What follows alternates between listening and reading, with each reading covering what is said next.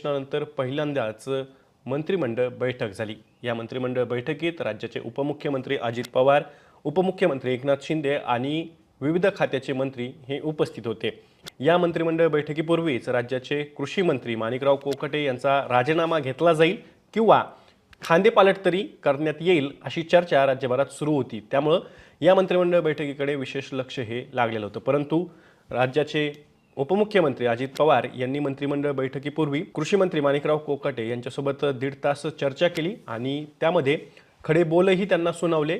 परंतु कृषी मंत्री माणिकराव कोकाटे यांना एक प्रकारे अभय देत त्यांचा राजीनामा काही घेतलेला नाहीये। त्यामुळे एक प्रकारे त्यांना अभय दिलंय। तुर्तास कृषी मंत्री माणिकराव कोकाटे यांच्या राजीनाम्याच्या चर्चेला ब्रेक लागलेला आपल्याला पाहायला मिळाले। त्यासोबतच मंत्री असतील, आमदार असतील, सत्ताधारी यांचा जो काही धुडगूस राज्यामध्ये एक प्रकारे आपल्याला मागच्या काही काळापासून पाहायला मिळतोय, वादग्रस्त विधान करणं असेल, अनेक प्रकारचे जे काही कृत्य